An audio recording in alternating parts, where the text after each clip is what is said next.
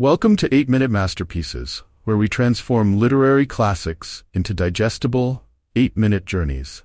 Today, we dive into Forster's A Passage to India, a profound exploration of cultural divide, colonial tensions, and human relationships.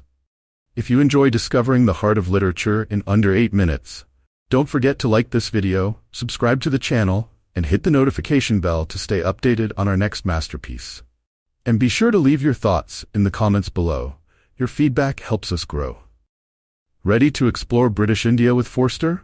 Let's begin. A Passage to India opens in the fictional town of Chandrapur, a reflection of the cultural tensions between British colonizers and the Indian population under their rule. At the heart of the story is Dr. Aziz, a young, spirited Muslim physician. He longs to transcend the barriers set by the British Empire, but finds himself constantly wrestling with the realities of racial and cultural division. Another key figure is Mrs. Moore, a compassionate Englishwoman who arrives in India to visit her son, Rani Heslop, the city's magistrate. She represents a sympathetic outsider, open to forming genuine connections with the local people. It's Mrs. Moore's encounter with Dr. Aziz that sets the story in motion, sparking a delicate friendship that defies social norms. Alongside her is Adela Quested, a young woman engaged to Rani. Together, Mrs. Moore and Adela symbolize the British perspective, each with differing views on India and its people. As Mrs. Moore and Adela explore Chandrapur, they decide to visit the enigmatic Marabar Caves, accompanied by Dr. Aziz. These caves are symbolic of India's mysteries and its inscrutability to the Western mind. The outing, intended as a bonding experience, takes a dark turn when an unsettling event occurs inside the caves. Inside one of the caves, something inexplicable happens. Adela becomes overwhelmed by confusion and fear, leading her to believe that Dr. Aziz has assaulted her. Though no physical evidence supports her accusation, the mere suggestion of such a crime ignites tensions between the British and Indian communities. Mrs. Moore, who experiences a profound sense of existential dread in the caves, senses that something far more complex and intangible has occurred, but is too shaken to speak out.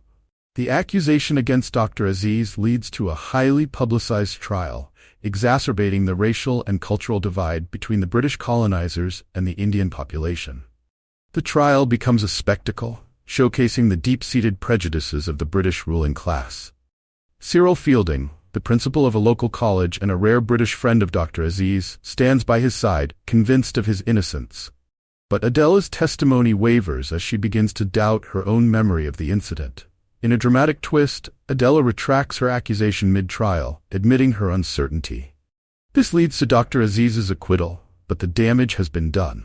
The friendships that once seemed possible between Aziz, Fielding, and even Mrs. Moore have been fractured beyond repair.